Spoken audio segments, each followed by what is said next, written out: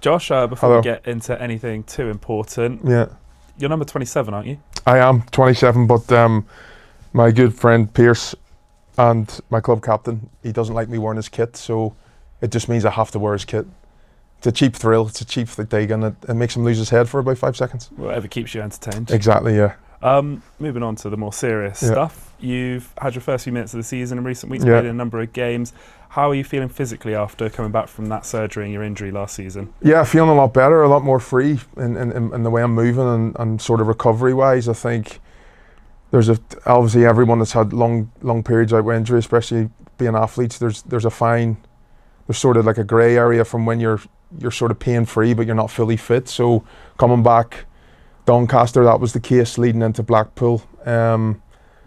Even though it was available to be out and about and playing, my match fitness was non-existent. So I think sort of how the staff and the management team have drip fed me in, even though it hasn't been ideal, it's probably been best for my progression to make sure I don't break down again. So that led into obviously 20 minutes against Blackpool and then 45 against Cheltenham and then the minutes against Manfield and then Wickham, so forth. So I'm getting that sort of endurance, that muscle memory or strength or however you sports science want to call it these days, to make sure that if I do have to play Saturday, Tuesday or continually, then hopefully, God willing, my body doesn't break down again.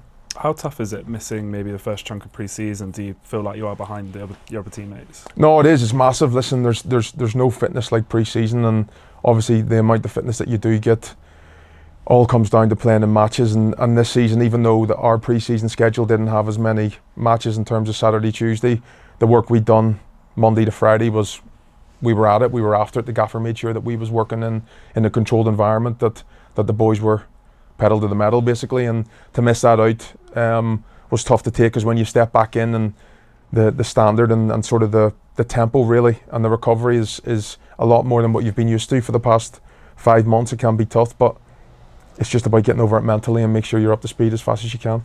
But now that hip injury is behind you, how good does that feel, to not have that burden, as I know is affecting you for quite some time? Yeah, it was massive. It's sort of like Stockholm syndrome. It's like a pain that you sort of miss.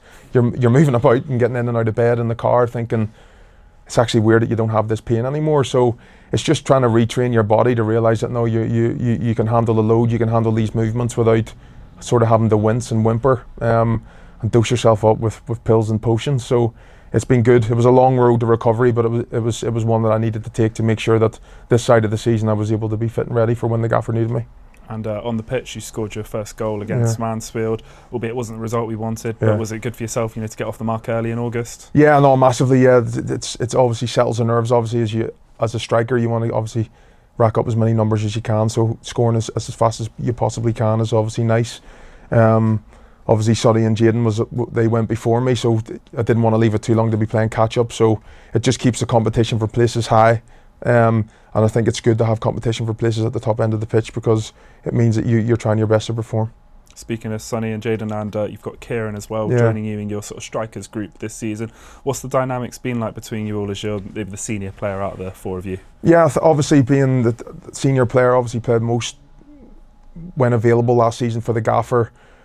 Sort of my fitting back into the team when I've been fit and available has probably been easier in terms of I know what's expected. We've got Jaden that came in from Reading, a different system, and then Sonny obviously trying to become an established first team player, so learning new systems and new formations, and Kieran stepping up from the PDP is obviously massive. So everyone's at a different stage of the journey, but we've all bought into developing not only ourselves but the group, because listen, footballers are at best of times selfish creatures. You don't need to tell us that, but what is massive is what I said before in the last statement, is competition for places, because if you're not at it, the person behind you is, and once you've got that jersey, you don't want to give it up, because it might be a few weeks before you get it back again. So the dynamic's good. Listen, we talk every day, we talk about different runs, different positions, different formations, this type of thing, because we all bring different things to the group, and it's just about trying to learn off each other as well as helping the group.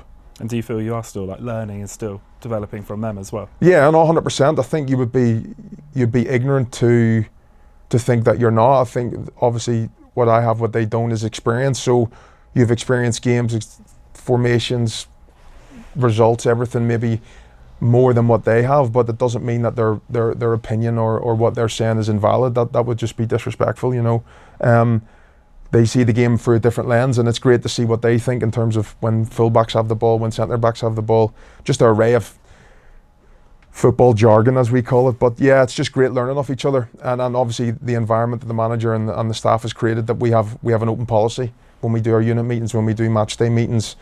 There's no bad questions, so hearing what sort of the lads have to say and what they see and how they interpret the game is refreshing. Yeah. On to the weekend, we're returning to St James Park after a couple of away games, facing Peterborough. What are you expecting from Darren Ferguson's team?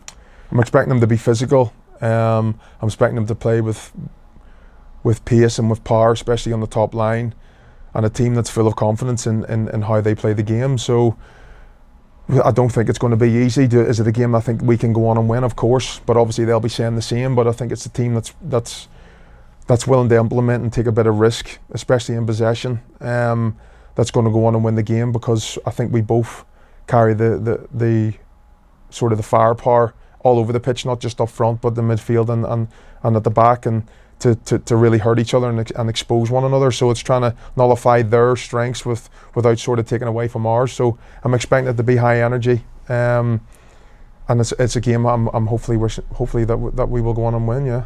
And after a couple of away games, it's going to be great to be back in front of the home crowd. When you scored that goal against Mansfield, how good was it to hear the roar of the Big Bank once again? No, it's massive. I said it before in an interview. The support that we get from when we park our cars to when we go in to after the game, win, lose or draw, we always get support, and it's easier to know that when you're playing in front of a home environment, well, not just home but away. Obviously it's easier to hear when you're playing at home that you're playing in front of a fan group that'll never boo you as an individual. The result will get booed, of course, because we've put in some performances that were under par, but you can go out, you can play with freedom, you can play to your utmost, because you know that as long as you're putting in the hard graft, that you're always going to get that respect from the stands coming in. So yeah, it's good. I'm looking forward to it. It'll always be lively, it'll always be rocking.